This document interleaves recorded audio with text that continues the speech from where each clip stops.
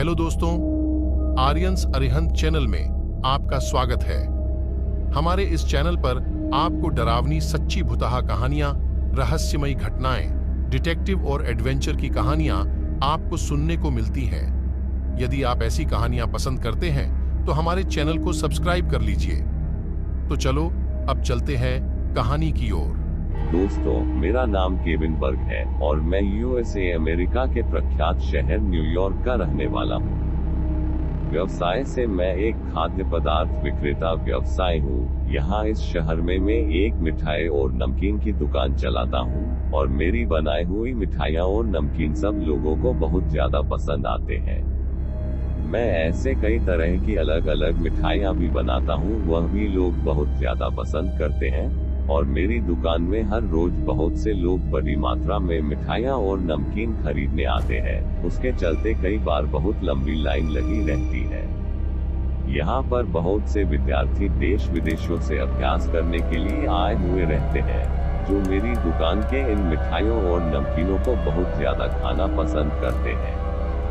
और बहुत से लोग यहाँ पर्यटन के लिए भी आया करते हैं। अब न्यूयॉर्क शहर है ही इतना सुंदर, इसलिए मैं भी ज्यादातर काम में व्यस्त ही रहता हूँ। ये काम मेरी आजीविका का एक नियमित स्रोत है। असल में सबसे ज्यादा मेरी रुचि किसी और कार्य में है और वह है लेखन कार्य। ऐसा नहीं है कि खाद्य सामग्री का ये वर्तमान काम मुझे कम पसंद है। जैसे कि मैंने पहले ही कहा कि यह मेरी आजीविका के लिए पैसे कमाने का साधन है और मैं अच्छे खासे पैसे कमाता भी हूँ। मुझे ये काम ठीक ठाक लगता है, लेकिन मेरे मन मुताबिक ये काम नहीं है। मन मुताबिक कहूँ तो मुझे लेखक बनने का बड़ा ख्वाब था, पर मैं वह ख्वाब पूरा नहीं कर सका। मिठाइयों की दुकान से अब मेरे पास पर्याप्त पैसे आ चुके हैं, तो मैं लिखने का ख्वाब पूरा तो करना चाहता हूँ, किंतु समय निकाल नहीं पाता। पिछले 7 सालों से मैं यह मिठाइयों की दुकान बदस्तूर चलाता आ रहा हूँ और अकेले ही काम करता आ रहा हूँ। धीरे धीरे काम में बढ़ोतरी होती जा रही थी और मुझे लगा कि किसी को यहाँ काम पर रख ही लेना चाहिए। कई विद्यार्थी काम मांगने के लिए मेरी इस दुकान पर आते रहा करते थे। वह कहते थे, हम कम वेतन में काम कर दिया करेंगे, बस आप हमें काम पर रख लीजिए। एक ऐसे ही विद्यार्थी लड़के को मैंने मेरी इस दुकान पर रख लिया था और उसके बाद मेरा काम लगभग आधा हो गया। अब मेरे पास समय बचने लगा था और काम भी बहुत बढ़िया चलने लगा था, तो मैंने 2 और विद्यार्थी लड़कों को रख लिया और उसके बाद ज्यादातर समय मैं लगभग बिल्कुल खाली रहता। मैं अब अपने ख्वाब को पूरा कर सकता था। उन 3 लड़कों में से एक लड़के को मैंने व्यवस्थापक बना दिया था। अब मैं मेरी उस दुकान से जब चाहे छुट्टी भी ले सकता था। वह लड़के बहुत अच्छे से काम किया करते थे, उन सब पर मैं विश्वास कर सकता था। बीते 7 सालों में कभी मैंने छुट्टी ली ही नहीं थी। रविवार के दिन भी मैं काम करता रहता था। जब मेरी तबीयत ठीक नहीं रहती, तब भी मुझे काम करना पड़ता था। मैं इसी तरह 7 सालों से थक चुका था और अब बिल्कुल शायद आराम करने का समय था। 1 हफ्ता यानी 7 दिनों तक मैंने लगातार छुट्टियां ली हुई थी और इस शहर में घूमा था। एक पास वाले शहर में भी मैं घूम कर आया था और लगने लगा था अब सपने पूरे करने का समय है। मैंने मेहनत तो बहुत ज्यादा कर ली, तो अब मैं लेखन का शौक भी पूरा कर सकता था। तो सोचने लगा कि कोई कहानी लिखता हूँ, लेकिन लेख लिखूं किस पर? कोई ऐसी घटनाएं तो होनी चाहिए ना जिस पर हम लेख लिखें। जीवन की अनेकों ऐसी घटनाएं होती हैं जो आपको प्रेरित करती हैं लिखने के लिए। मेरे जीवन में अब तक कोई भी ऐसी प्रभावशाली घटना नहीं हुई है। मेरी एक प्रेयसी थी जिसके साथ मेरा प्रेम संबंध 1 साल तक रहा, किंतु हम दोनों में बात बात पर अनबन बहुत हुआ करती थी। इसलिए हमने एक दूसरे से अलग होने का निर्णय ले लिया। तत्पश्चात मैंने ये दुकान शुरू कर ली और दुकान के काम में इतना व्यस्त रहा कि कभी किसी और लड़की की तरफ मन लगा नहीं सका और मैं काम करता हुआ तन्हा सा रह गया। अब ये काम सेट होने से मुझे लगा कि मुझे अब कोई योग्य पात्र खोजना चाहिए। आखिर कब तक तन्हा जीवन गुजारूंगा? मैं सोच विचार करता रहता था, लेकिन तन्हाई में भी एक अजीब सा ही नशा होता है। आप खोए खोए से विचाररत रह सकते हैं। मैं एक लेख लिखने के लिए योग्य पात्रों की खोज करने लगा, इधर उधर घूमने लगा, लोगों की ओर देखते हुए उसमें मेरे लेखन के किरदारों की कल्पना करने लगा। उसी कश्मकश में एक बार मेरा ध्यान एक लड़की पर गया था। उन दिनों मैं एक दूसरे शहर में गया हुआ था। वहां मुझे आभास हुआ कि ये लड़की देखी देखी सी लगती है। बार बार मेरी निगाहें उसकी ओर जा रही थी। ऊपर से वह लड़की बहुत सुंदर भी थी, और किसी का चेहरा बहुत सुंदर हो और आपका ध्यान उसकी तरफ ना जाए, ऐसा नहीं हो सकता। पर पता नहीं क्यों वह मुझे जानी पहचानी सी लग रही थी। पता नहीं मुझे ऐसा क्यों लग रहा था कि जैसे मैंने पहले भी उसे कहीं ना कहीं देखा है। वो उस रेस्टोरेंट के सामने वाले टेबल पर अकेली बैठी थी, जिस रेस्टोरेंट में मैं भी एक टेबल पर अकेला बैठा था। उसके चेहरे पर हल्की सी उदासी छाई हुई थी, और मैं अंदाजा लगाने की कोशिश कर रहा था कि क्या वह किसी से मिलने के लिए आई है, क्या मुझे उससे बात करनी चाहिए, क्या वह न्यूयॉर्क की रहने वाली है। मैंने उसे पहले कहीं ना कहीं तो देखा है। पता नहीं मुझे क्या सूझा और मैंने मोबाइल के कैमरे से उसकी एक फोटो खींच ली। मैंने बस इसलिए तस्वीर खींची क्योंकि मैं उसे जानना चाहता था। मैंने फोटो इस वजह से नहीं खींची थी कि वो बहुत सुंदर थी। इस तरह से किसी लड़की को कभी परेशान नहीं करना चाहिए, और बिना अनुमति के उसकी फोटो कभी नहीं खींचनी चाहिए। फिर भी मैंने वो फोटो खींच ली थी। फिर मैं उस रेस्टोरेंट से उठा, पर मेरी नजरें उसकी तरफ बार बार जाए जा रही थी। वो एक वेटर से कुछ बात कर रही थी और उसका बात करने का वो लहजा कुछ पहचाना सा लग रहा था। मेरे दिमाग में विचारों की तरंगे बहुत ज्यादा तेज हो रही थी। कहाँ देखा है मैंने इसे, जैसे मैं इस सुंदर लड़की को अच्छी तरह से जानता हूँ। लेकिन टाइम बहुत ज्यादा हो गया था, अब इस शहर से जाने का वक्त था। मैं कार में बैठा और उसके बाद में मेरे शहर की ओर निकल पड़ा। फिर भी मैं विचार किए जा रहा था कि उस लड़की को मैंने कहां पर देखा है। मैं सोचता रह गया। अगले 3-4 दिनों तक मैं सोचता ही रहा, और 5वें दिन मुझे पता चल गया कि मैंने उस लड़की को कहां पर देखा है। चौथे दिन की उस रात मुझे एक ख्वाब आया था, और ख्वाब में मुझे वही लड़की नजर आई। अगले दिन जब मैं उठा, फिर मुझे याद आया ये वह लड़की है जो मुझे ख्वाबों में नजर आती है। कई बार उसके बारे में मैं सोचा करता हूँ, लेकिन ख्वाब में अगर आपको कोई चेहरा नजर आए तो आप उस और ज्यादा ध्यान नहीं देते। लेकिन मैंने उस लड़की की फोटो खींच रखी थी। सुबह उठते ही मैंने मेरा फोन चालू किया और मैंने उसकी फोटो देखी और कहने लगा, ये तो वही लड़की है जो मेरे ख्वाबों में आती है। पिछले 1-2 सालों से मैं वह ख्वाब देखता आ रहा हूँ और मैं जैसे उसे पहचानने लगा था। मैं कितना मूर्ख हूँ। उस दिन मुझे उससे बात कर लेनी चाहिए थी कि वह बिल्कुल उस लड़की जैसी लगती है जो मेरे ख्वाबों में दिखती है।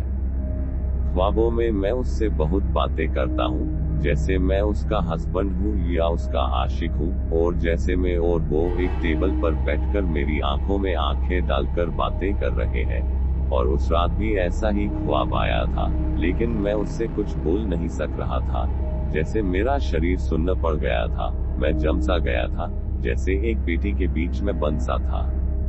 वह मेरे सामने रोती जा रही थी और रो रो कर कहे जा रही थी कि मैं तुमसे अभी भी प्रेम करती हूँ और हमेशा करती रहूंगी, पर मैं जवाब दे ही नहीं पाया। हमारे ख्वाब भी कितने विचित्र होते हैं ना, काफी हद तक मूर्खता से भरे हुए। मेरे दिल में जैसे उसके लिए प्यार था, लेकिन ख्वाब में, असल में नहीं। जो ख्वाब में होता है वह वास्तव में थोड़े ना होता है, मैं ऐसा सोचा करता था। लेकिन मेरी सारी बातें धीरे धीरे मेरी समझ में आने वाली थी। उस पूरे दिन मैं मेरी दुकान पर बैठा रहा और घड़ी घड़ी उसकी तस्वीर को देखता जा रहा था। ख्वाब में एक तिलस्म होता है, जैसे अलग सा एहसास, जैसे वो कह रही थी कि मैं भी तुमसे प्रेम करती हूँ और हमेशा प्रेम करती रहूंगी। मेरा दिल बैठा बैठा सोच रहा था। मुझे ऐसा लग रहा था जैसे वह मुझसे बेवजह दूर जा रही है, जबकि मैं उस लड़की से मिला तक नहीं, लेकिन फिर भी जैसे प्रेम सा हो गया था। मैं ख्वाबों में उसे देख चुका था, वास्तव में थोड़े ना देखा था।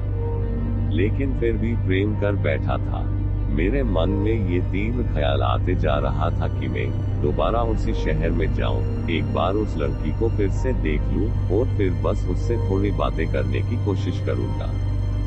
बेवजह ही सही कोशिश तो करूं, क्या पता मेरे ख्वाबों में दिखने वाली वह लड़की मेरी जीवन संगिनी बन जाए। शायद ईश्वर मुझे फ्यूचर दिखा रहा है। मैं मन में ऐसी नियत बनाकर अगले ही दिन अपनी दुकान से छुट्टी लेकर मेरी कार लेकर निकल गया था, फिर से उसी शहर में। मैं सबसे पहले उस रेस्टोरेंट में ही पहुंचा था। मैं उस टेबल पर बैठा प्रतीक्षा कर रहा था और बेसब्री से मन में सोचे जा रहा था कि क्या वो लड़की फिर से आएगी। लेकिन कई घंटों तक प्रतीक्षा करने के बाद भी वो लड़की नहीं आई थी। तो मैं सोचने लगा कि उसे खोजने का प्रयत्न करता हूँ। मैंने वहां होटल का एक कमरा बुक करवा लिया था और उसके बाद मैं मेरी कार लेकर उस शहर की सड़कों पर मैं इधर उधर घूमता रहा। मैं मेरी कार को इस तरह धीरे धीरे चला रहा था कि जिससे आसपास के घरों को देख सकूं, लेकिन वास्तव में प्रयोजन उस लड़की को खोजना था। कई घंटों तक मैं वहां इधर उधर घूमता ही रहा, लेकिन उस लड़की को मैं खोज ही नहीं सका। अचानक एक बिल्डिंग के पास से मैं मेरी कार चलाते हुए गुजर रहा था। मुझे नहीं पता कैसे, लेकिन मेरे जहन में एक झटका सा महसूस हुआ। वो बिल्डिंग देखी देखी सी लग रही थी। ऐसा महसूस हो रहा था कि इस बिल्डिंग नुमा घर में मैं पहले भी आ चुका हूँ और इसमें मैं रह चुका हूँ। मुझे ये भी प्रतीत हो रहा था कि यहाँ बड़ा सा झूमर होगा और ध्यान से देखने पर कांच के अंदर लगा बड़ा सा झूमर बाद में दिखा और मैं एक अजीबोगरीब आश्चर्य को महसूस कर पाया और मन ही मन अपने आप से बोला, ये कैसे, ये चीज कैसे मैं देख पाया। जैसे मैं पहले इस घर में आ चुका हूँ, लेकिन मैं पहले कभी भी इस शहर में आया ही नहीं था और ना ही किसी घर में कभी रहा। घूमने के लिए 2-3 बार ही तो इस शहर में आया हूँ और यहाँ से निकलकर आगे वाले शहर में चला जाता हूँ। बस उस लड़की के कारण फिर से इस शहर में आना हुआ है। लेकिन घर की पूर्व अनुभूति क्यों हो रही है? मैं दिमाग पर जोर डालता रहा और याद करने की कोशिश करने लगा कि मैंने इस घर को कहाँ पर देखा है। और जब ज्यादा जोर डालने के बाद जैसे ही ख्याल आया, अरे हाँ, ख्वाबों में, तो मैं आश्चर्य में पड़ गया था। थोड़ी दूर आगे मैंने गाड़ी खड़ी की और वहां खड़ा होकर मैं उस घर की तरफ लगातार देखे जा रहा था और सोचे जा रहा था कि यह मेरे साथ क्या हो रहा है। क्यों मेरे ख्वाबों में ऐसी चीजें आ रही हैं जो वास्तव में मौजूद है। ख्वाबों में तो वो चीजें आती है ना जो कि वास्तव में प्रत्यक्ष नहीं है। ख्वाब तो हमारे दिमाग की उपज होती है ना, या टेलीविजन में निहारे हुए वो चलचित्र। लेकिन ऐसे घर को मैंने ना तो छवियों में देखा था, ना किसी टेलीविजन में देखा था। फिर अभी यह घर बहुत ज्यादा देखा सा लग रहा था। बार बार इस घर के मुझे ख्वाब आ चुके थे, लेकिन कैसे, ये घटित क्या हो रहा है? और जब मैं उस घर की तरफ निहारे जा रहा था कि सामने वाला वह दरवाजा खुला और उस बिल्डिंग नुमा घर के अंदर से वही लड़की निकलकर बाहर आई। उसे देखते ही मेरे शरीर में एक अजीब सा कंपन संचारित हो चुका था। ये वही लड़की थी जो मैंने उस रेस्टोरेंट में देखी थी, जिसके लिए इस शहर में मैं आया था और इस बिल्डिंग नुमा घर को देखकर रुका था, और वह लड़की इसी घर से बाहर की ओर आ रही थी। ये कैसी घटना है? मुझे ये ऊपर वाला क्या दिखाना चाहता है? मैं इसका जवाब चाहता था। ये कुछ ऐसा अजीब सा हो रहा था जिस पर कोई विश्वास नहीं कर सकता, लेकिन वास्तव में ये हो रहा था। मैं वहां अधिक समय रुकना नहीं चाहता था।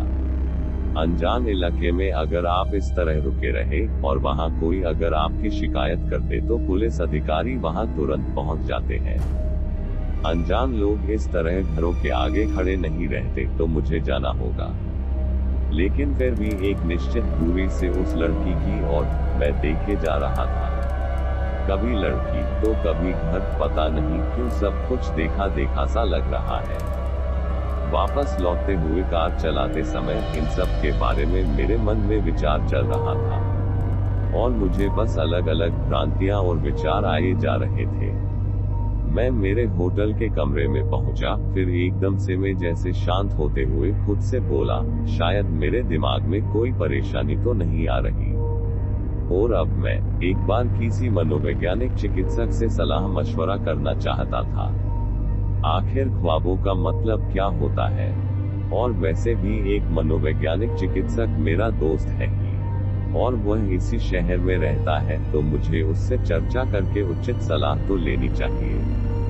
मैं अगली सुबह तुरंत उसके पास पहुंच गया था और उसे पूरा घटनाक्रम बयान किया, और वह भी मुस्कुराते हुए बोलने लगा कि कमाल का इत्तेफाक है। वैसे मेरे पास वो लोग आते हैं जो बहुत ज्यादा परेशान होते हैं और जो बहुत ज्यादा डिप्रेशन में होते हैं, लेकिन तुम एक लौटे आदमी हो जो बहुत ज्यादा खुश हो और मेरे पास आए हो हकीकत जानने के लिए। ठीक है, अब तुम बताओ कि तुम्हारी हेल्प मैं कैसे करूं? मैंने कहा, मुझे नहीं मालूम वह लड़की मेरे ख्वाबों में क्यों आती है, उसका वो घर मेरे ख्वाबों में क्यों आता है, और काफी लंबे समय से, लगभग 2-4 सालों से उसका ये घर मेरे ख्वाबों में आ रहा है, और पिछले 1.5-2 सालों से वो लड़की मेरे ख्वाबों में आ रही है, ऐसा क्यों? मेरे चिकित्सक दोस्त ने कहा, ये इत्तेफाक है कि ईश्वर तुझे उस लड़की के करीब लेकर जा रही है। अब तू सही सही बता, मेरे पास इसलिए आया है ना, ताकि मैं तेरी सेटिंग उस लड़की के साथ करा सकूं?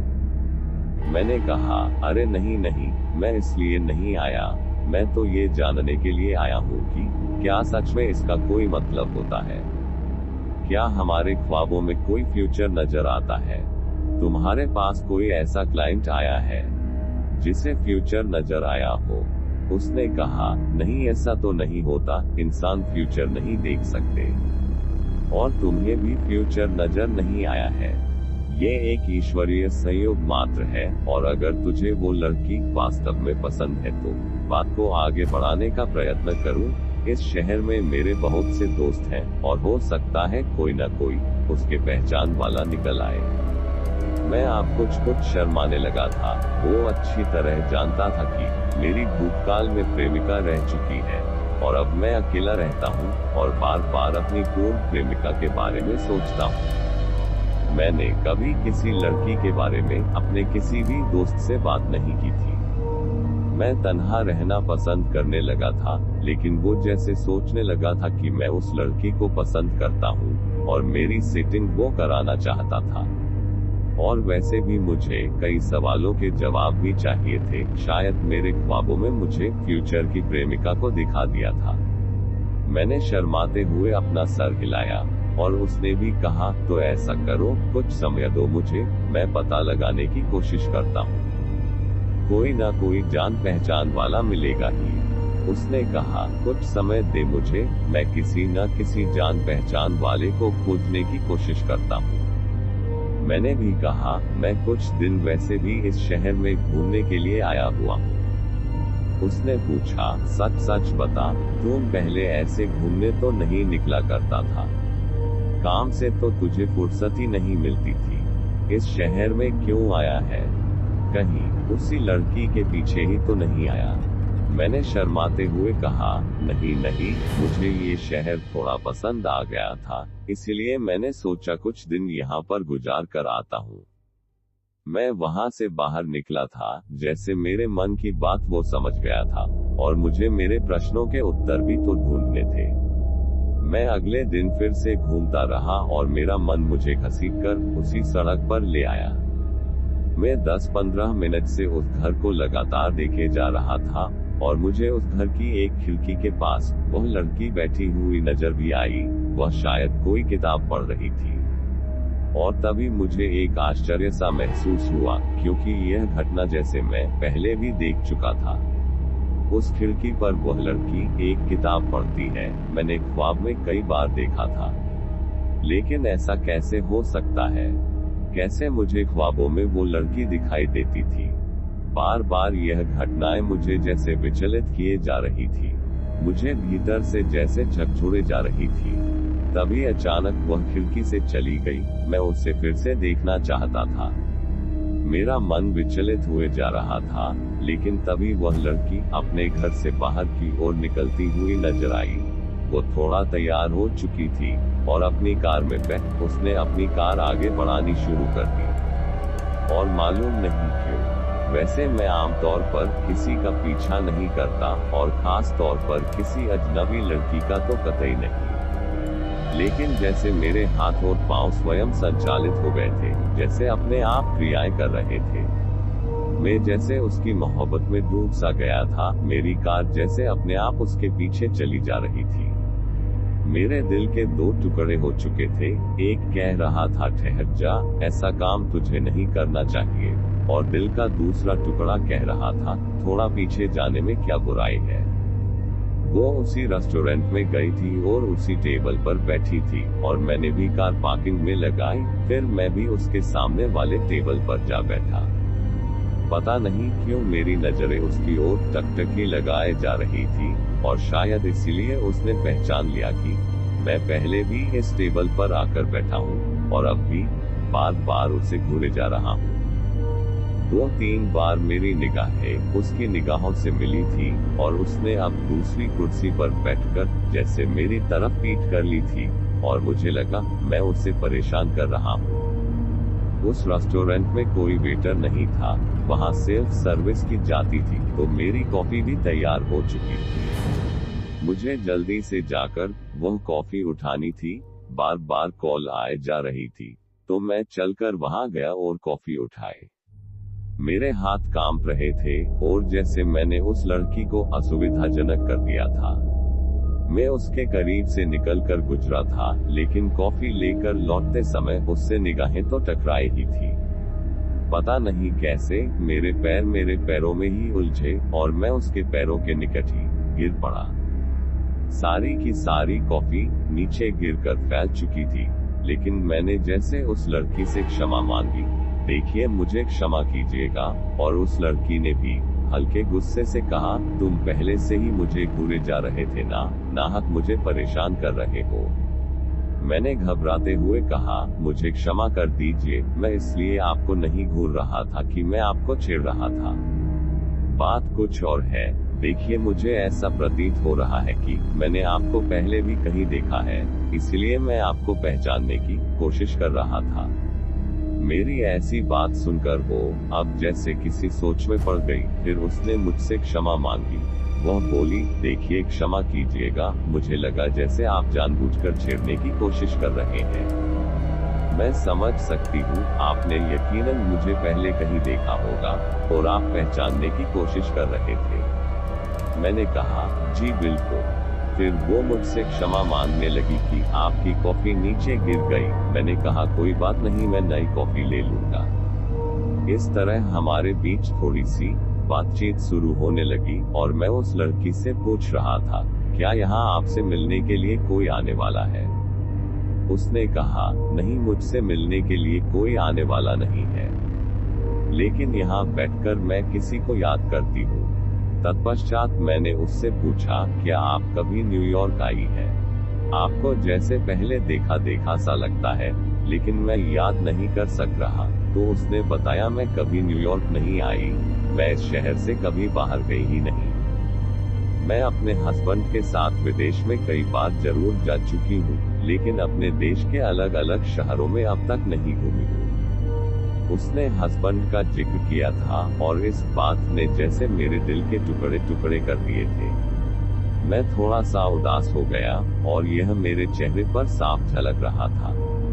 मैंने उसे मेरे बारे में भी बताया था, जैसे वह मुझे जानती हो। उसने बातों बातों में ही कहा, मेरी कई दोस्त हैं जो न्यूयॉर्क जा चुकी है, और आपकी दुकान की बहुत ज्यादा तारीफ करती है। उसकी इस बात से मुझे बहुत अच्छा महसूस हो रहा था।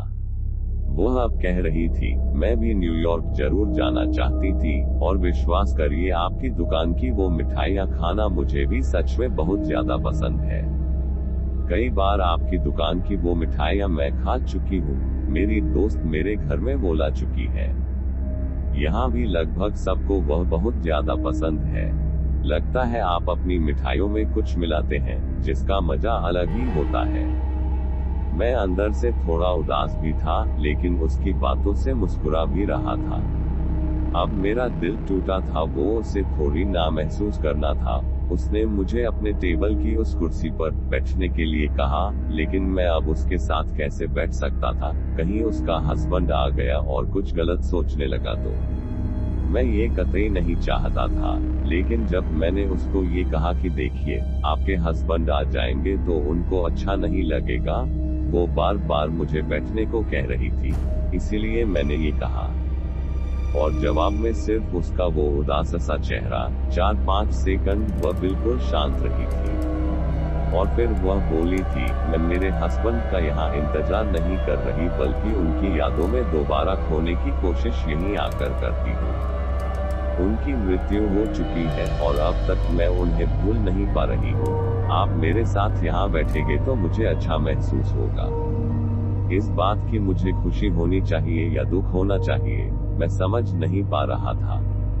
उसका दुख भी मैं महसूस कर पा रहा था, लेकिन पता नहीं क्यों खुशी के लड्डू मेरे दिल में भी फूटे जा रहे थे। लगभग 60 मिनट तक वहां पर हमने बातें की थी, और उन 60 मिनट में मैं भी उसके बारे में बहुत कुछ जान गया था।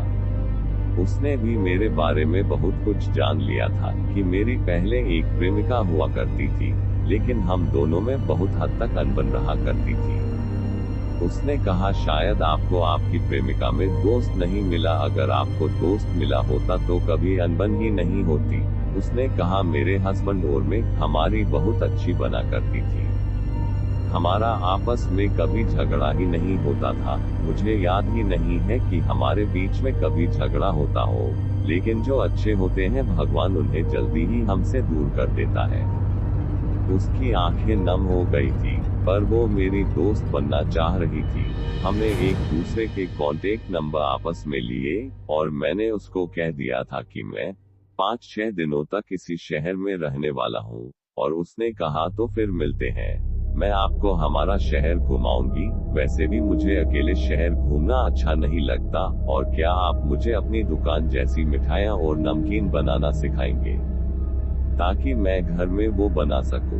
मैंने हाँ में सहमति दी। जी बिल्कुल, वैसे मैं वो मिठाइयाँ और नमकीन बनाना किसी को भी नहीं सिखाता, लेकिन अगर आपके मन को अच्छा महसूस होता है तो मैं सिखा दूंगा।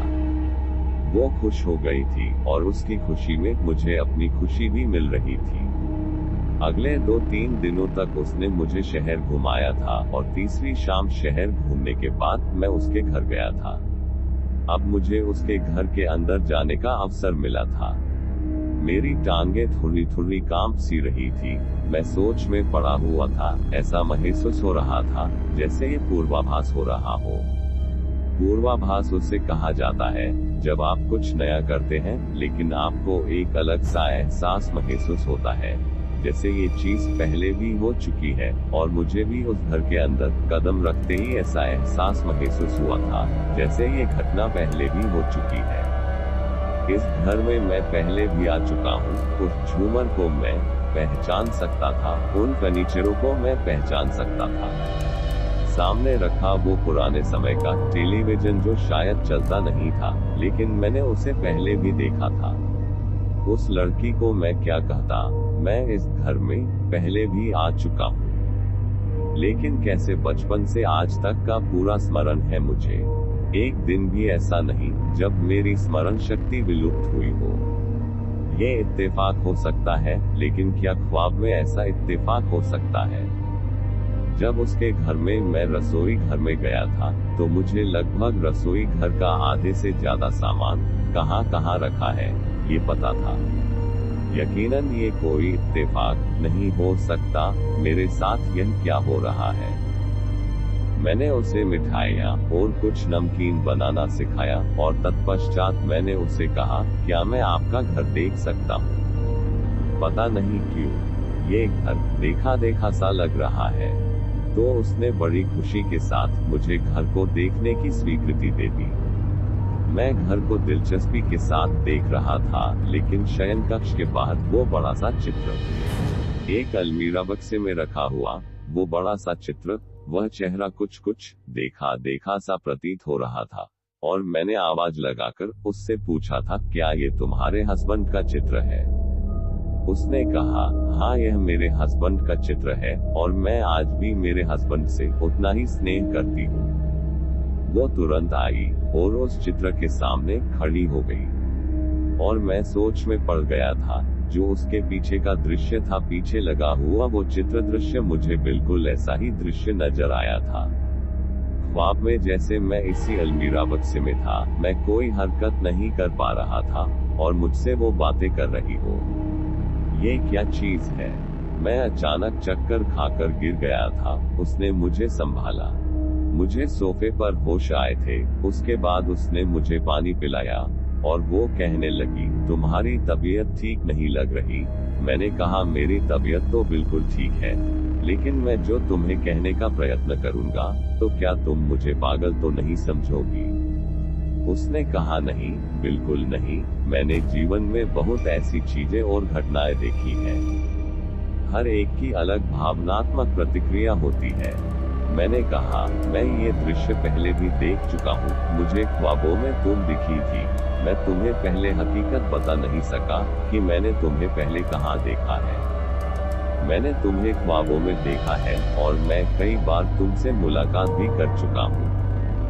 वह आश्चर्यचकित हो गई थी और मुस्कुरा रही थी, लेकिन फिर वह कहने लगी, देखो, मैं अपने हस्बैंड से बहुत प्रेम करती हूँ और सदा उसी से ही प्रेम करती रहूंगी।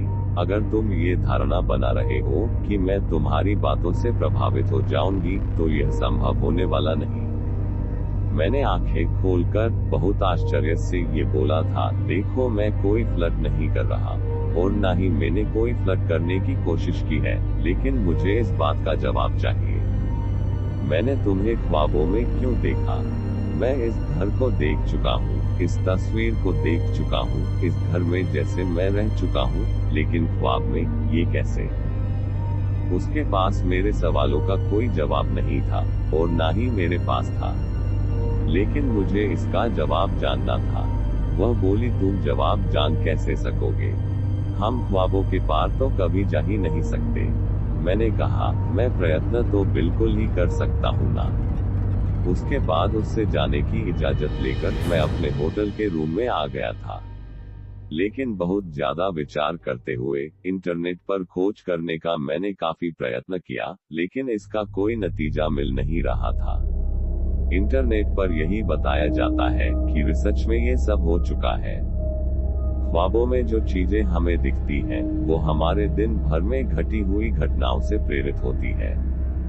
हमारा मस्तिष्क कोई नई जगह दिखा ही नहीं सकता, लेकिन ऐसा इत्तेफाक कैसे हो सकता है? मैं इसका जवाब इंटरनेट से नहीं जुटा पा रहा था। शायद इन सब का मुझे ख्वाबों में ही पता चलने वाला था।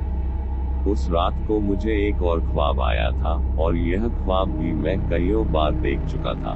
मैं एक पाठशाला में अपने मित्रों के साथ खेल रहा, जैसे पुराने ख्वाब आपको आते हैं ना, कि पाठशाला में आप क्या क्या किया करते थे। मुझे भी वैसे ही ख्वाब दिख रहे थे। कई मित्र देखे देखे से, कई नए लड़के, कई नई लड़कियां, और यह पाठशाला मेरी पाठशाला नहीं थी। कमरे कुछ देखे देखे से लगते, कभी तो ऐसा प्रतीत होता कि ये मेरा ही पाठशाला है, तो कभी लगता ये कोई अन्य पाठशाला है। लेकिन एक महत्वपूर्ण दृश्य जो मैं सदा देखा करता था, कि मेरी उस पाठशाला के पीछे कोई पर्वत नहीं था, लेकिन डकोटा के एक ऐसे ही स्कूल के पीछे पर्वत था, जिसकी फोटोज मैंने इंटरनेट पर एक बार देखी थी, और मैं बहुत ज्यादा हंसा था कि ये तो हूबहू वैसी ही पाठशाला है जैसी मैंने ख्वाब में देखी थी, और क्या मुझे वहां जाकर एक बार सुनिश्चित करना चाहिए, क्या वास्तव में जो ख्वाब में मैंने देखा है, हकीकत में वह घटनाएं घट रही हैं। अब मेरी दुकान से तो मैं अवकाश ले ही चुका था, तो मैंने सोचा मुझे डकोटा जाना चाहिए, उस पाठशाला में जाकर देखना चाहिए, क्योंकि मुझे ख्वाब में दिखाई दिया था कि उस पाठशाला के पीछे वाला वो पुराना क्लासरूम टूट चुका है, और वहां पर मैं भी जैसे दुर्घटनाग्रस्त होते होते बचा था। ऐसे भयावह ख्वाब आया करते ही रहते हैं ना। क्या आपने कभी जानने की कोशिश की? मैंने तो जानने की ठान ली थी। अब मैं दुकान से अवकाश ले चुका था, तो मैं मेरी कार लेकर अब सीधा डकोटा के लिए रवाना हुआ था। उस लड़की ने मुझसे पूछा भी था, तुम 2-3 दिन यहाँ पर रुकने वाले हो? मैंने कहा था, नहीं, बहुत जरूरी काम है जो मुझे पूरा करना होगा। उस लड़की को मैंने यह नहीं बताया था कि मुझे और भी ख्वाब आते हैं। वो मुझे मानसिक रोगी समझती कि मैं ख्वाबों के पीछे दौड़ रहा हूँ। मैं मानसिक रोगी साबित नहीं होना चाहता था। ख्वाब तो मुझे और भी कई आते हैं, लेकिन मैं इस ख्वाब के बारे में जानना चाहता था। मैं उसी शहर में आ पहुंचा था एक लंबी यात्रा करके। ये यात्रा इतनी लंबी थी कि मुझे 15 से 17 घंटे निरंतर कार चलानी पड़ी थी, पर मैं उस जगह आ पहुंचा। वहां रहने के लिए कोई होटल की सुविधा नहीं थी, लेकिन मैं एक ऐसे ही अतिथि भवन में रुकने को तैयार हो गया था। पर अगली सुबह मुझे उस पाठशाला में जाकर जानना भी था, उस पुरानी इमारत की जानकारी भी लेनी थी। पाठशाला वास्तव में यहाँ मौजूद भी है या नहीं, या पाठशाला में ऐसी कोई दुर्घटना हुई ही नहीं, या अतीत में कभी हुई हो। मुझे जानना था मेरा ख्वाब इस तरह वास्तविक जगत से कैसे जुड़ा हुआ है। मैं इसके जवाब चाहता था।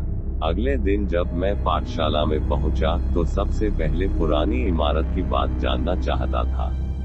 मैंने झूठ बताया था कि मैं इस पाठशाला में अपने बेटे का दाखिला करवाना चाहता हूँ। उस पाठशाला के भीतर जाकर मुझे ये जानने को मिला था कि सच में 2 दिन पहले वहाँ पुरानी एक इमारत, जिसमें 2 कमरे थे, वह ढह चुके हैं, और उसमें 3 लड़के दुर्घटनाग्रस्त होते होते बचे थे जब वह छत पर मौजूद थे।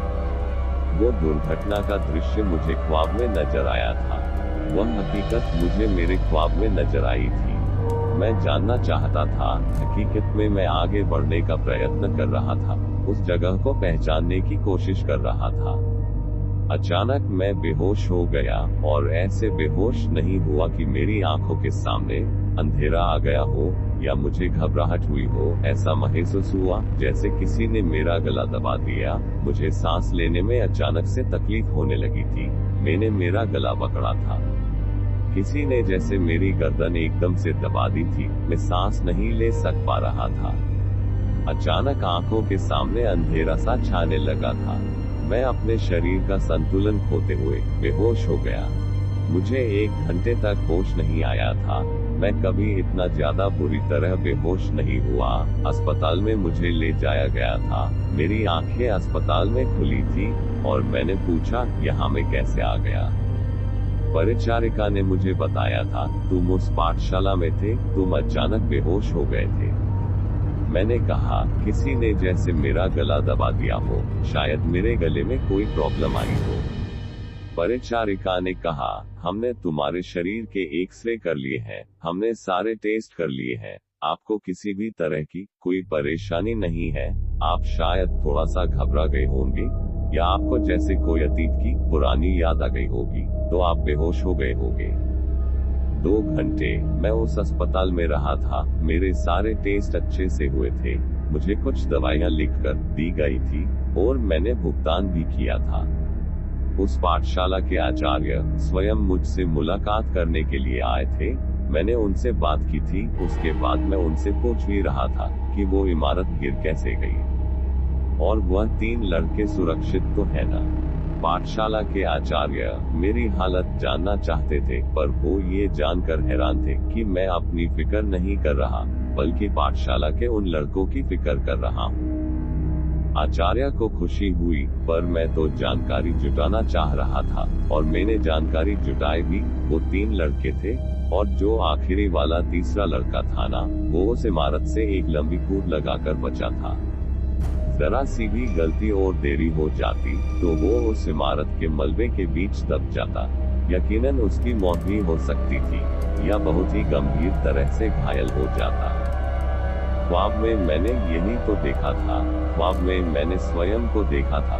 लंबी कूद लगाकर मैं उस इमारत से बाहर निकल सका था। मैं बस नीचे गिरने वाला था, पर किसी तरह मैं बच गया।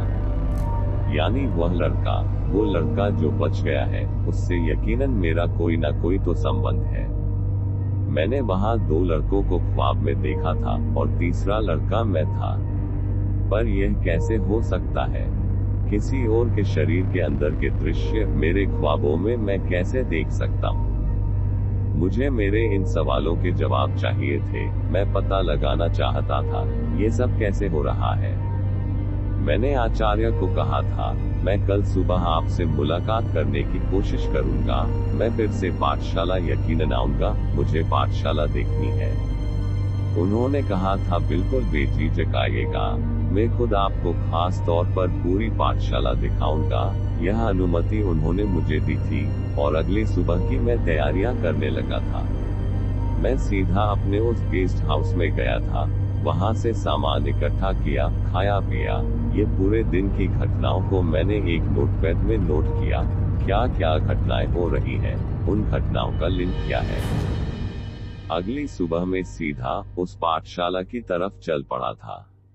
कार मैंने पार्किंग में रखी। मैं जैसे ही पाठशाला के मुख्य दरवाजे के अंदर जाने वाला था, सभी विद्यार्थी पाठशाला में पहले से ही आ चुके थे। मैं उस लड़के से मिलना चाहता था। मैं जानना चाहता था कि क्या वह लड़का जाना पहचाना सा है, क्योंकि उस लड़के के साथ हुए कई ऐसी घटनाएं जो मैं पहले ही देख चुका था मेरे ख्वाब में। यह पाठशाला मैं एक दो बार नहीं बल्कि काफी दफा मेरे ख्वाबों में देख चुका था। मैं पाठशाला में घूम चुका था। पाठशाला से मित्रों के साथ छुट्टी करते हुए घर की तरफ आना, खेल खेलना, ऐसी कई प्रवृत्तियां करना मैं ख्वाब में देखा करता था। और मैं विचार करता रहता था कि बचपन में ये सब प्रवृत्तियां तो मैंने की ही नहीं है। कैसे पागलपन वाले ख्वाब मुझे आते हैं। अब मुझे समझ आ रहा था, जो मुझे ख्वाब में दिख रहा था वह वास्तव में मेरा बचपन नहीं था। मेरे बचपन की यादें जैसे मिलीजुली सी किसी और के जीवन की घटनाएं प्रदर्शित कर रही थी। पाठशाला के मुख्य दरवाजे के पास में पहुंचा था। मुझे सामने कुछ अद्भुत सा नजर आया। वो धरती से बाहर निकल रहा, कोई प्रेत, कोई भूत या कोई अजीब सा दानव जैसा था, जैसे ज्वालामुखी के लावे से बना हुआ हो। उससे लावे की बूंदें टपक रही थी। उसका आकार बदल रहा था। कभी मुझे उसकी 2 भुजाएं नजर आती तो कभी 4 भुजाएं। वो पाठशाला के मुख्य दरवाजे के एकदम सामने धरती से निकलकर प्रकट हो गया था। पर तभी एक हैरत भरी चीज हुई। पाठशाला का सुरक्षा कर्मी उसके आर पार हो गया। उसे जैसे वो दिखा ही नहीं। मुझे बिल्कुल वो साफ नजर आ रहा था। अपनी भुजाएं फैलाए हुए मेरी ओर संकेत कर रहा। मुझे वो पाठशाला के अंदर जाने देना ही नहीं चाहता था। पर मैं पाठशाला के अंदर जाना चाहता था। मैंने उस तरफ उंगली का इशारा करते हुए कहा, वो क्या चीज है। वहाँ 2 छोटे बच्चे खड़े थे। उन्होंने कहा, अंकल क्या वहाँ कुछ नहीं है। मैंने कहा, वो वहाँ तुम्हें दिखाई नहीं दे रहा। उन्होंने कहा, हाँ, बड़ा सा दरवाजा दिखाई दे रहा है। बिना किसी कारण बच्चों को बंदी बनाकर रखते हैं, बड़ा सा दरवाजा लगा देते हैं। मैंने कहा, वो दरवाजा नहीं, दरवाजे के सामने वो क्या चीज है। वो दानव सा। उसने कहा, अरे अंकल, अब हमें मूर्ख मत बनाओ। बच्चों को सभी मूर्ख बनाते ही रहते हैं। किसी को भी वो दिखाई नहीं दे रहा था, पर मुझे दिखाई दे रहा था। मैं काफी भयभीत था। उसके नजदीक नहीं जाना चाहता था। दिन के उजाले में ये कैसा दानव दिख रहा है। पर मुझे पाठशाला में प्रवेश तो करना होगा।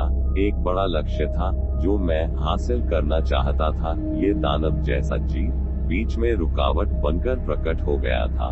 मैं उसके आर पार जाने के लिए उसके करीब जाने लगा था तो उसने अपनी एक भुजा का आकार बदलकर लावे से एक धारदार हथियार जैसा बना लिया था। उसने उस हथियार नुमा आकार से मेरी गर्दन को लक्ष्य बना रखा था। उसने मुझे आगे न बढ़ने का संकेत किया और वो बहुत भयानक आवाज में बोला, इससे एक कदम भी तुम आगे बढ़े तो तुम अपनी जान से हाथ धो बैठोगे। उसकी वो भयानक आवाज और चेतावनी सुनकर मेरा शरीर मानो कांप सा गया था। उस दानव ने मुझे खुली चेतावनी दी। ये चेतावनी किसी इंसान से नहीं, एक अजीब से दिखने वाले दानव के द्वारा थी और मैं ऐसी किसी शक्ति से भिड़ना नहीं चाहता था। वो सिर्फ मुझे पाठशाला के अंदर जाने देना नहीं चाहता था। किस कारण वो ऐसा कर रहा था मैं नहीं जानता। न चाहते हुए भी मुझे वापस मुड़ने का निर्णय लेना पड़ा। लगभग 2 घंटे बीतने के बाद मैंने फिर से प्रयत्न किया। मैंने ऐसा सोचा कि मैं पीछे वाले दरवाजे से ही भीतर चला जाता हूँ। जैसे ही मैंने पीछे वाले उस दरवाजे से भीतर जाने का प्रयत्न किया, वो मुझे दरवाजे के सामने खड़ा मिला। मेरे सर की ओर जैसे वो लावे से बना हुआ तेज धार वाला हथियार करके कहने लगा, कोशिश मत करना, ये कोशिश मत करना, वरना मृत्यु को प्राप्त हो जाओगे। उसने फिर से चेतावनी दी थी। मैं थर-थर कांपने लग गया। फिर भी हिम्मत जुटाकर मैंने उसको कहा, मैं बस कुछ समय के लिए अंदर जाना चाहता हूँ। मेरे कुछ सवाल हैं, मुझे उसके जवाब जानने हैं।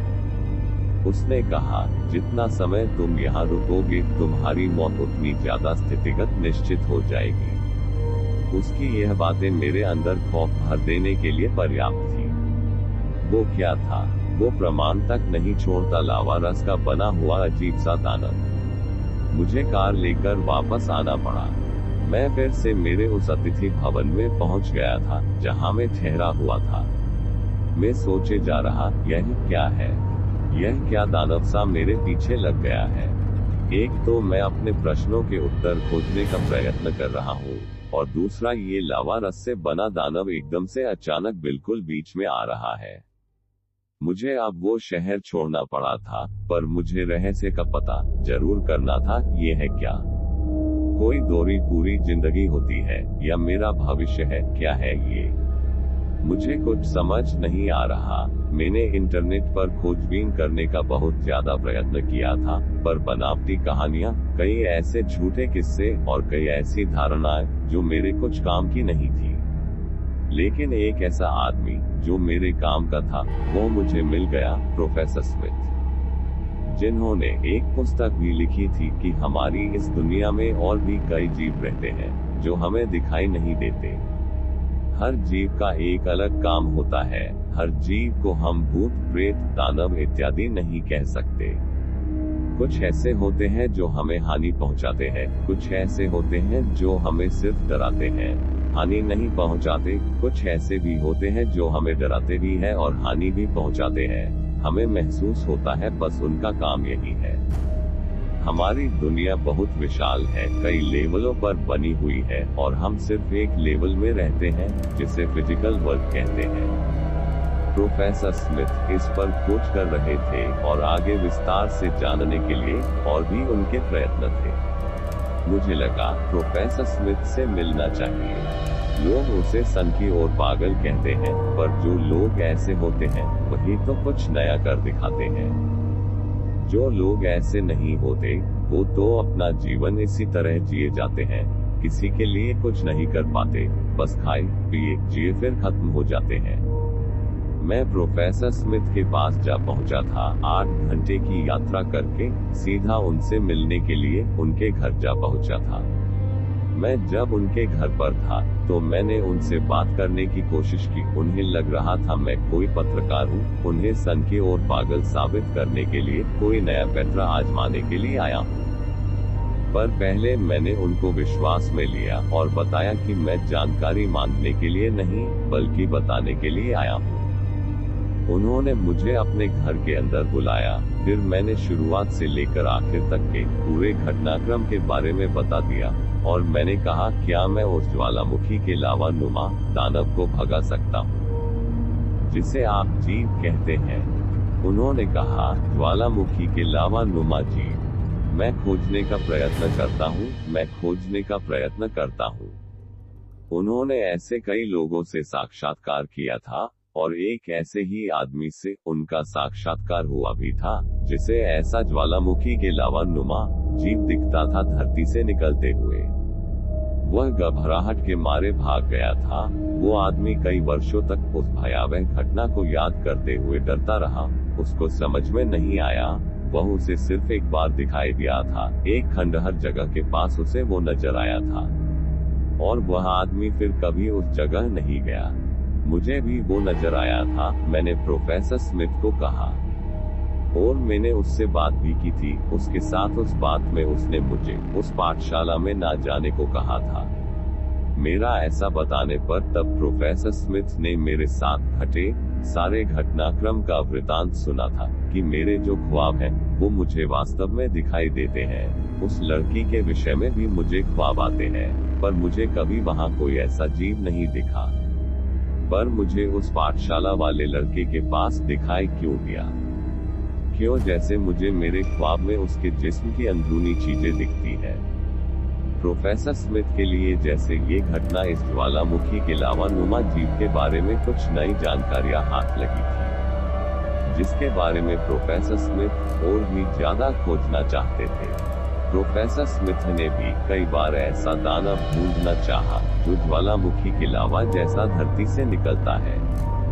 उन्होंने कहा, ये भी किसी विपरीत लेवल पर रहने वाला जीव है जिसका एक अलग ही काम है, पर उससे बचने के लिए हमें उसके विपरीत कुछ अलग करना होगा, तभी तुम उस लड़के तक संपर्क बना सकते हो। उससे बात करोगे तो कुछ अलग और नई जानकारियां जानने को मिल सकती है। मैं तुम्हारी मदद करने को तैयार हूँ। और फिर प्रोफेसर स्मिथ ने मुझे बताया था, लहसुन, भूत प्रेत और अलग लेवल के जीवों से सुरक्षित रहने के लिए एक ऐसी वस्तु लहसुन जो हमारे शरीर पर अगर बंधी हुई हो, या हमारे कपड़ों की जेब में हो, या उसकी माला बनाकर धारण की हो, तो ऐसे जीवों के हमलों से बचा जा सकता है, या वो जीव कम हमला करते हैं। अगर यह उपाय करना चाहते हो तो हम प्रयत्न कर सकते हैं। लहसुन को अपने पास रखते हुए तुम वहां उसके करीब जाना और सुरक्षित रहने का प्रयास करना। ये ठीक है, मैंने कहा। फिर एक लहसुन की माला मैंने अपने गले में धारण की और कुछ लहसुन मैंने अपने पहने हुए कपड़ों की जेबों में भर ली। कुछ लहसुन को मैंने ब्रेसलेट जैसा बनाकर हाथ में पहना था। और फिर से प्रोफेसर स्मिथ के साथ मैं दोबारा उस पाठशाला में गया था। जैसे ही पाठशाला के उस बड़े से दरवाजे से मैं अंदर दाखिल होने का प्रयास करने जा रहा था कि तभी दरवाजे के सामने से वो ज्वालामुखी के लावे नुमा दानव धरती के अंदर से बाहर निकल आया। प्रोफेसर स्मिथ को वो दिखाई नहीं दे रहा था और मैं बोल पड़ा, प्रोफेसर वो देखो, वो सामने है। वो दरवाजा उसने खोला है। प्रोफेसर को सिर्फ दरवाजा खुलता हुआ दिखाई दिया। प्रोफेसर स्वयं अचंभित थे। अब मैंने उसके निकट जाना शुरू किया तो उसने मुझे चेतावनी दी थी, अगर जान प्यारी है तो आगे मत बढ़ना। मैंने उसकी चेतावनी को नजरअंदाज करते हुए आगे बढ़ना जारी रखा तो उस दानव ने मुझे पकड़ना चाहा, पर जैसे ही उसने मुझे पकड़ना चाहा, वो लहसुन जो मैंने शरीर और कपड़ों में अलग अलग जगह पहन रखी थी, उसके कारण जैसे उसका लावारस पानी की बूंदों की तरह इधर उधर बिखरने सा लगा। उसके कारण वो बहुत क्रोधित हो उठा, क्योंकि वो मुझे हानि पहुंचा नहीं पा रहा था। मैं उसके आर पार निकल गया और वो दानव मेरा कुछ बिगाड़ नहीं पाया। ये कमाल लहसुन ने किया था, उसकी सारी शक्ति को मानो निरस्त कर दिया। मैं बिना समय गवाए तुरंत पाठशाला के भीतर घुस गया। मैं आचार्य के पास जाकर कहने लगा था, मुझे उस लड़के से मिलना है तुरंत। मेरा इस तरह उसके पास अचानक आ पहुंचने से और उस लड़के के बारे में पूछने से आचार्य कुछ भयभीत से थे। उन्होंने कहा, क्षमा कीजिएगा, अभी मेरे पास बिल्कुल भी समय नहीं है। मैंने कहा, मेरे भी कुछ महत्वपूर्ण कार्य है जिन्हें मैं छोड़कर यहाँ आया हूँ। देखिए, मेरी फ्लाइट है, मैं जल्दी से निकलना चाहता हूँ। कुछ ऐसी बातें हैं जो मुझे जानना जरूरी है उस लड़के से। उन्होंने कहा, ओह, अब समझा, तभी तुम इस तरह से उतावलापन दिखा रहे हो। वास्तव में मुझे उस आचार्य के पास वो लावे से बना दानव दिखाई दे रहा था। वो मुझे क्रोध भरी नजरों से देख रहा था और मुझे पकड़ना और रोकना चाहता था। वो कुछ भी करके मुझे उस लड़के के पास जाने देने से रोकना चाहता था। आचार्य ने एक अलग से खाली कमरे में उस लड़के को बुलाया ताकि मैं उससे बात कर सकूं। आचार्य से मैंने कहा, मैं बस लड़के से छोटा सा साक्षात्कार करना चाह रहा हूँ। आचार्य ने सहमति में सर हिलाया था और कमरे से बाहर निकल गए थे। मैं उस लड़के के पास पहुंचा और उसको देखा तो जैसे उसका चेहरा थोड़ा पहचाना सा लग रहा था। वह लड़का मुझे शरारती सा प्रतीत हो रहा था। उसकी शरारतें जैसे मैं अच्छे से जानता था, जैसे मैं उसका स्वभाव जानता हूँ, पर कैसे? और फिर लड़के से मैंने बात करना शुरू किया, तुम्हें क्या लगता था तुम इमारत की छत से ऊंची कूद लगा सकते थे या नहीं? उस लड़के ने कहा, अंकल मुझे पता नहीं, पर अचानक से मेरे अंदर से एक ऐसा भाव प्रकट हुआ कि मैं ऊंची कूद लगाकर उस दीवार को पकड़ लूंगा। लड़के ने ये भी कहा कि मेरे ख्वाब में मैं ये करतब खुद को करते हुए देखता हूँ। ख्वाब में मैं स्पाइडरमैन की तरह घरों पर चढ़ता हूँ, हाथ से रस्सियां निकालते हुए एक से दूसरी तरफ हवा में उड़ते हुए पहुँच जाता हूँ, और यह मुझे बहुत ज्यादा पसंद है। लड़के ने ये भी कहा, मैं जब मिठाइयाँ और नमकीन बनाता हूँ तो इसी तरह के करतब करता हूँ, और यह सब मुझे ख्वाब में दिखाई देता है। हादसे वाले दिन पता नहीं मुझसे ये सब खुद ब खुद हो गया था, जैसे किसी ने करवाया हो, और जैसे कोई मुझे पकड़ने की कोशिश कर रहा हो। उस लड़के की बातों से मुझे मालूम हुआ कि जो मैं मेरे वास्तविक जीवन में करता हूँ वो सब उस लड़के को उसके ख्वाबों में दिखता है, पर किस तरह और कैसे। इस साक्षात्कार के दौरान अब उस दानव ने मुझे छोड़कर अब उस लड़के को अपना निशाना बना लिया था, और अब उस लड़के की सांस रुकने लगी थी, वो जैसे अब मौत के करीब जाने लगा था। तभी वह दानव बोला था, मैं तुमको रोक नहीं पाया, पर इसे रोक सकता हूँ, इसे अब मरना होगा, और ऐसा तुम्हारे कारण हो रहा है। मैं उस लड़के को मरता हुआ नहीं देखना चाहता था। तब मैंने कहा था, छोड़ दो उस लड़के को, गलती मेरी है तो मुझे मार दो, मैं मरने को तैयार हूँ, उसे छोड़ दो। उसने कहा, नहीं, तुम अब मेरे न चाहने के बावजूद ये गलती कर चुके हो, अब इसका मरना तो सुनिश्चित है। तुम कोई चीज अपने साथ छुपा कर लाए हो, जिसके कारण मैं तुमको पकड़कर मार नहीं सकता, इसलिए तुम तो बच जाओगे। मैं कमरे से बाहर आकर वो सारी लहसुनों को शरीर से अलग करके बोलने लगा, इस सब का कारण मैं हूँ, मुझे मार दो, गलती मेरी है, मुझे पकड़ो। तब उस दानव ने उस लड़के को छोड़ा था। वो लगभग मरने ही वाला था, पर मरते मरते बचा था। अब उस दानव ने मुझे पकड़ लिया था, वो मुझे अपनी दोनों भुजाओं में जैसे कसता जा रहा था। मैं उसी हालत में पाठशाला से धीरे धीरे बाहर निकल रहा था। वो दानव मार डालना चाहता था मुझे छोड़ने का उसका कोई इरादा नहीं था। मैंने यकीनन एक ऐसी गलती की थी, जिस गलती को मैंने अब तक ठीक जाना भी नहीं था। पर मैं जानना चाहता था कि वो क्यों मेरे साथ हो रही घटनाओं को जानने से रोकता है, आखिर क्यों?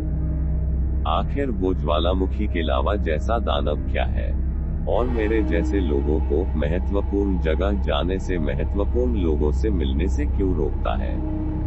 आखिर वो दानव है क्या चाहता है, क्या करता है? मैं इसके बारे में जानना चाहता था, पर वह मुझे बुरी तरह से यातनाएं दे रहा था। जैसे तैसे मैं भागकर पाठशाला से बाहर निकल रहा था। वो मुझसे जुड़ा हुआ था, और मुझे ऐसा महसूस हो रहा था जैसे मरते समय ख्वाब से दिखाई दे रहे वो सारे दृश्य दिख रहे, जैसे उस लड़के का शरीर मेरा शरीर बन गया हो, जैसे उसकी आंखें मेरी आंखें हो गई हो। कमरे में वो लड़का जैसे मौत को छू कर वापस आया हो, उस तरह से उसकी हालत थी, जैसे मैं उसकी आंखों से अपने आप को देख सकता था।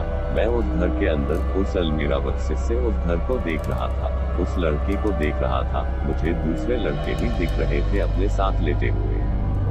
मैं बहुत से दृश्यों को देख सकता था, मुझे जैसे ख्वाब आ रहे थे, और जैसे मारने से पहले मुझे मेरे ख्वाबों का फ्लैशबैक रिपीट करके दिखाया जा रहा था। अब मैं पाठशाला के बिल्कुल बाहर था, और तभी उस दानव ने मुझे जैसे जमीन पर पटक दिया था, और फिर से मेरी गर्दन को धर दबोचा जैसे मैं कोई बेजान वस्तु हूँ।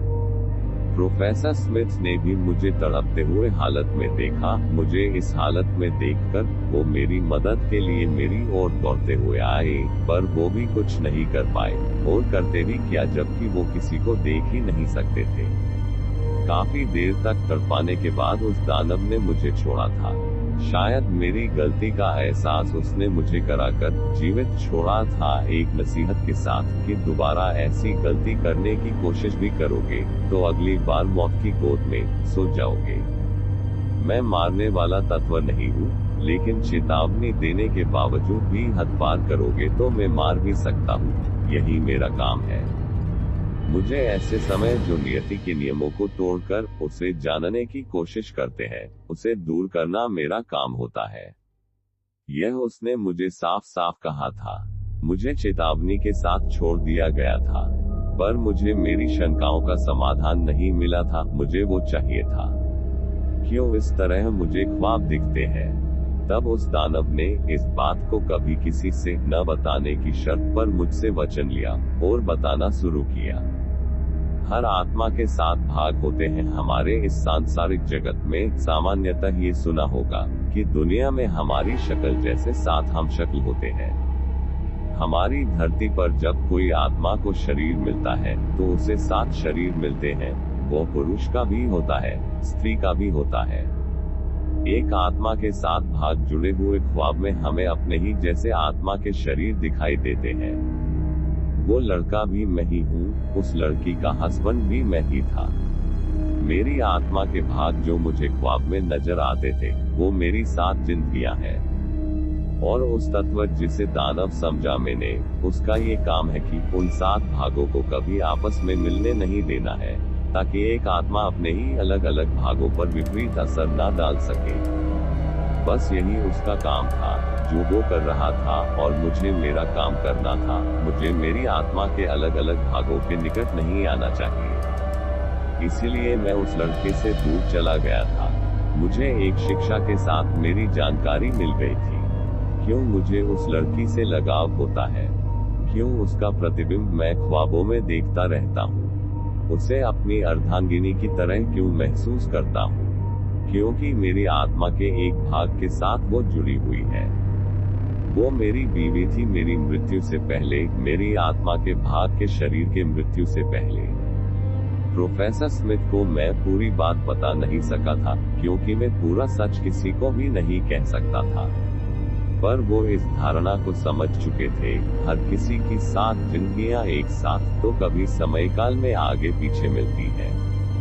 एक समय पर हम ख्वाबों में उसका आभास करते हैं। वो फीलिंग्स जो ख्वाबों में हमें आभाषित होती है, वो हमारा ही भाग होती है। वो स्नेह, वो भय, वो पीड़ा, वो हताशा, वो सब हमारा ही भाग होता है। हमें एक साथ 7 जीवन जीने का अवसर प्राप्त होता है।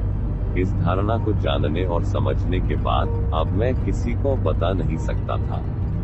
मैं उस शहर में बेशक जा सकता था जहां वो लड़की रहती थी, पर मेरा वहां जाना वर्जित है जहां मेरी आत्मा का एक भाग किसी अन्य शरीर में जीवित हो। किंतु यदि उसकी मृत्यु हो गई हो तो मैं वहां जा सकता हूँ। हो सकता है मेरी आत्मा के उस एक भाग ने उस लड़की के साथ वो जीवन न बिताया हो, पर मैं तो उसके साथ वो जीवन व्यतीत कर सकता था ना। वो दानव मुझे उस लड़की के घर में कभी नहीं दिखा। समय के साथ धीरे धीरे उस लड़की के साथ मेरी मित्रता गहरी होती गई। जब मैं उससे दूर होता तो मैं जैसे उस अलमीरा बक्से के अंदर के उस फ्रेम से उसे देख सकता। वो उस बक्से के चित्र से बातें किया करती थी, या यूं कह सकते हैं कि मुझसे बातें किया करती थी। मैं धीरे धीरे उसकी मित्रता हासिल कर चुका था, उसका विश्वास जीत चुका था, और जब मैंने उसे यह बात बताई वह कभी इस पर विश्वास नहीं कर सकी। वो सदा कहती रहती थी कि मैं बस उसे हासिल करने के लिए ऐसी बातें घड़ता रहा हूँ। मैंने उसको कहा, अगर तुम इस पर भी भरोसा नहीं करती तो तुम मुझ पर विश्वास करके देख सकती हो। मैंने उसका विश्वास जीता, उसके प्रेम को हासिल किया, और मुझे ऐसा प्रतीत हो रहा है जैसे जिस प्रेम को मैंने खो दिया था उसे मैंने वापस हासिल कर लिया। पर अब नहीं, वो सदा एक दुख में रहती है कि उसने अपने हस्बैंड के साथ छल किया है, वो जो अब इस दुनिया में नहीं है। उसने उसे वचन दिया था कि मैं तुम्हारे अलावा किसी से प्रेम नहीं करूंगी। किस तरह मैं उसे कहता कि वह भी तो मैं ही था। मैंने जो जीवन ख्वाब में जिया था, ख्वाब में त्यागा था, उस जीवन को मैंने वहीं से फिर से जीने की शुरुआत की। तो मेरे प्यारे दोस्तों, क्या आपको भी आपके अपने जीवन के कुछ ऐसे अजीबोगरीब ख्वाब आते हैं जो किसी और जगह के होते हैं, और आप सोचते हैं कि यह किस तरह के ख्वाब हैं जो बड़े अजीब से हैं? मेरा विश्वास कीजिए, किसी और जीवन में आप उसे जी रहे हैं।